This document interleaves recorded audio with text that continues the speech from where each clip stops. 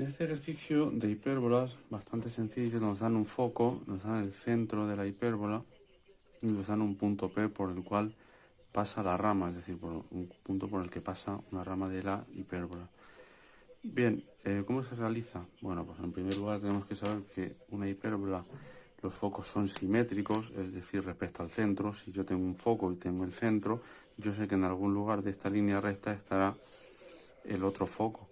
Y sé también que será simétrico, porque es una propiedad que se cumple siempre. Si yo pincho aquí, tomo esta distancia y de aquí me la llevo hacia acá, pues aquí estará el otro foco que desconocía su posición. Aquí estará, lo vamos a llamar F2. Es simétrico respecto al centro, es decir, esta distancia es igual que esa. Lo mismo pasa con los vértices. Si aquí tuviésemos un vértice, aquí estaría aquí, comprendido entre el foco y el centro. Si tuviésemos aquí un vértice, esa misma distancia sería igual al otro lado, es decir, es simétrica.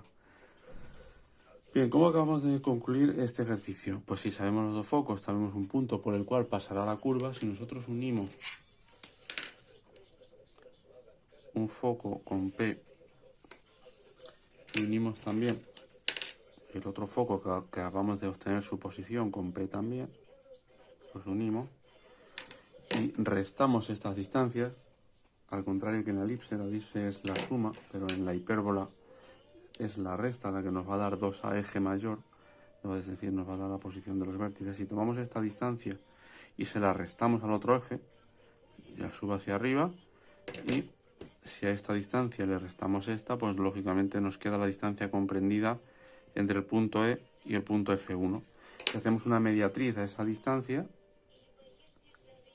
es decir, esta distancia que acabamos de obtener ya, de F1 a E, es 2A. Lo vamos a indicar aquí, es 2A. Es la distancia total, la distancia entre vértices de la elipse. Pero ahora vamos a hacer una mediatriz para llevarnos la mitad de esa distancia hacia acá y la otra mitad hacia el otro lado. Y de esa manera podemos obtener los dos vértices. Vamos a hacer la mediatriz de este segmento F1E, como decía. Muy fácil, es hacer una mediatriz, no tiene ninguna complicación. Ahí. Unimos ese punto con ese. Y esta mediatriz vemos que nos divide en dos partes F1E. Pues si cogemos una de esas partes, pues en realidad miden las dos igual. Podemos coger una de las dos, las que queramos, ya que al ser una mediatriz lo ha dividido en dos partes iguales. Cojo esta medida y de aquí me la llevo del centro hacia acá y esa misma medida hacia el otro lado, porque como he dicho antes es simétrico, es decir, hay la misma distancia del centro hasta estos dos puntos que estos dos. Pues habremos obtenido aquí un vértice y aquí el otro. Ya tenemos, bueno, luego sabemos que también por aquí, perpendicular por el centro, pasará el eje imaginario que se llama, pero normalmente para construir la hipérbola, con determinar la posición de los vértices y la posición de los focos, ya podríamos construir las ramas de la curva por el método de puntos o por cualquier método. Bueno, pues esta es la solución a este ejercicio de hipérbola, en un ejercicio en el que nos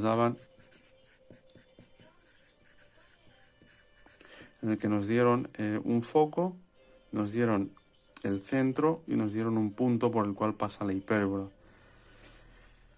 Era bastante sencillo, simplemente saber la condición de simetría que tiene la hipérbola, saber obtener 2A y luego llevarnos la distancia 2A aquí. Es decir, esta distancia que hay desde E hasta F1 es exactamente esta que hay entre los vértices.